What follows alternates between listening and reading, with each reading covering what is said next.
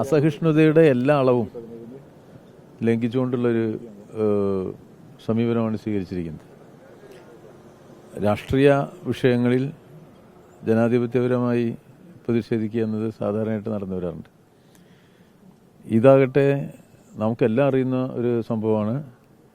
കേരളത്തിൻ്റെ ആരോഗ്യ മേഖലയെ അപകീർത്തിപ്പെടുത്താനുള്ള വളരെ ബോധപൂർവമായ പരിശ്രമം നടക്കുന്ന ഒരു സമയമാണ്. ആ ആരോഗ്യ മേഖല ലോകശ്രദ്ധ ആകർഷിച്ച ഒന്നാണ്. ഇത്രയേറെ വിപുലമായ വളർച്ചയും അതുപോലെ തന്നെ സാധാരണക്കാർക്ക് അനുകൂലമായ പ്രവർത്തനം നടത്തുന്ന മറ്റൊരു ആരോഗ്യ സംവിധാനം ഇന്ത്യയിലെ വേറൊരു സംസ്ഥാനത്തും ഇല്ല.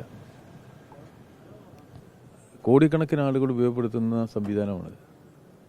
അതിൽ ഒറ്റപ്പെട്ടുണ്ടായ ഒരു സംഭവം, അതും 5 വർഷം മുമ്പുണ്ടായ ഒരു സംഭവത്തെ ഇപ്പോൾ തെരഞ്ഞെടുപ്പ് ആയുധമാക്കുക എന്ന ലക്ഷ്യത്തോടു കൂടി ഒരു അക്രമ സമരമായി പരിവർത്തനം ചെയ്യിച്ചതാണ് നമ്മളിപ്പോൾ കണ്ടുകൊണ്ടിരിക്കുന്നത്.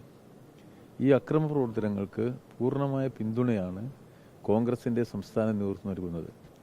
അക്രമങ്ങളെ പരിപൂർണമായി ന്യായീകരിക്കുന്ന പ്രവർത്തനമാണ് പ്രതിപക്ഷ നേതാവ് നടത്തിയിരിക്കുന്നത്. അദ്ദേഹം പറഞ്ഞത് ഇങ്ങനെ ഒരു സംഭവം നടന്നിട്ടില്ല, ഇത് വീണ ജോർജ് കേരളത്തിലല്ല എന്നുള്ള മാതിരിയാണ്. ആശുപത്രിയിലേക്ക് സുഖവാസത്തിന് പോയി എന്നുള്ള നിലയിലാണ് നമ്മുടെ പ്രതിപക്ഷ നേതാവിൻ്റെ ഇത് സംബന്ധിച്ചുള്ള പ്രതികരണം കണ്ടത്. പ്രതിപക്ഷ നേതാവ് മാത്രമല്ല, പൂർണ്ണമായി കോൺഗ്രസ് നേതൃത്വം അതുപോലെ തന്നെ KSU ഇവരെല്ലാവരും ഇതിനെ ന്യായീകരിച്ചിരിക്കുകയാണ്. വിമോചന സമരകാലത്തെ സമര മാതൃകകളിലേക്ക് കോൺഗ്രസ് മാറുന്നു എന്നുള്ളതാണ് ഇതും നമുക്ക് മനസ്സിലാവേണ്ടത്. അവരൊരു വനിതയാണ് എന്നുള്ള പരിഗണന വേണ്ടേ?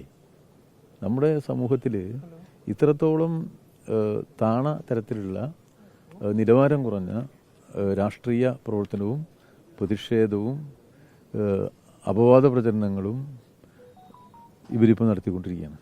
അത് സമൂഹത്തിന് ബോധ്യപ്പെടുന്നതാണ് എത്രത്തോളം തരംതാണു പോയിരിക്കുന്നു ഇന്നത്തെ പ്രതിപക്ഷം, ഇന്നത്തെ കോൺഗ്രസ് പാർട്ടി, അതിൻ്റെ നമ്മുടെ സംഘടനകൾ എന്ന് കൂടുതൽ ബോധ്യപ്പെടുന്ന ഒന്നാണ്.